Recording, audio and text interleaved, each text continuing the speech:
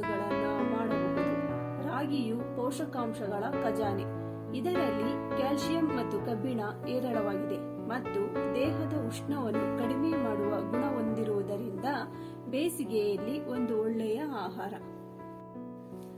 ರಾಗಿ ಮೊಳಕೆಯಲ್ಲಿ protein ಹೆಚ್ಚಾಗಿರುವುದರಿಂದ ಇಂದು ನಾನು ರಾಗಿ ಮೊಳಕೆಯಿಂದ ಮಾಡುವ ಜ್ಯೂಸ್ ಅನ್ನು ತೋರಿಸ್ತೀನಿ.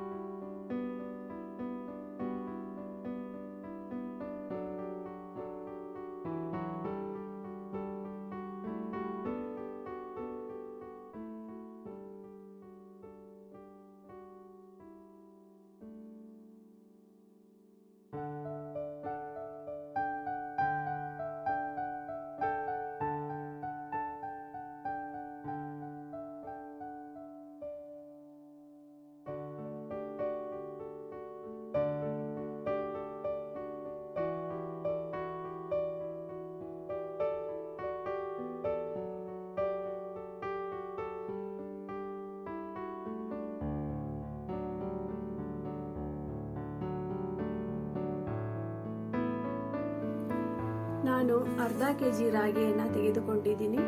ಇದನ್ನ ಫಸ್ಟಿಗೆ ಮಿಕ್ಸಿಯಲ್ಲಿ ಸ್ವಲ್ಪ ತರಿತರಿಯಾಗಿ ಮಾಡಿಕೊಂಡು 6 ಗಂಟೆಗಳ ಕಾಲ ನೆನೆಸಬೇಕು.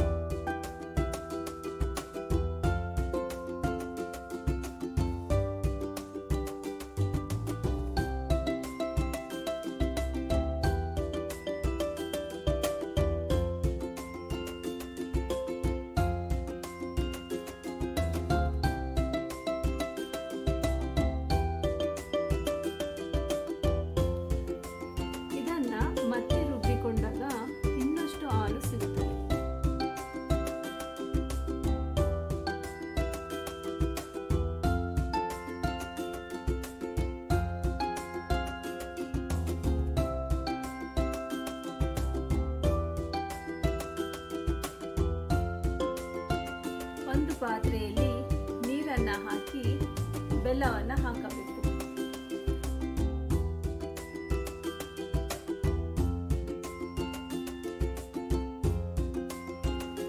ಇದು ಸ್ವಲ್ಪ ಬಿಸಿಯಾದ ನಂತರ ರಾಗಿ ಹಾಲನ್ನ ಇದಕ್ಕೆ ಹಾಕಿ ಚೆನ್ನಾಗಿ ತಿರುವಬೇಕು.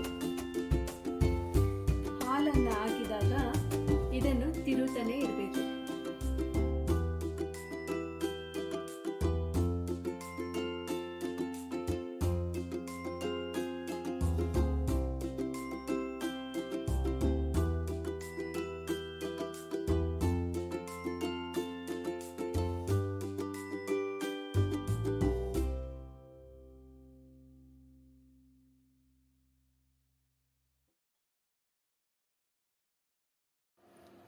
ಇದು ಸ್ವಲ್ಪ ಗಟ್ಟಿಯಾದ ನಂತರ ಇದಕ್ಕೆ ಏಲಕ್ಕಿ, ಶುಂಠಿ ಪುಡಿಯನ್ನು ಹಾಕಬೇಕು.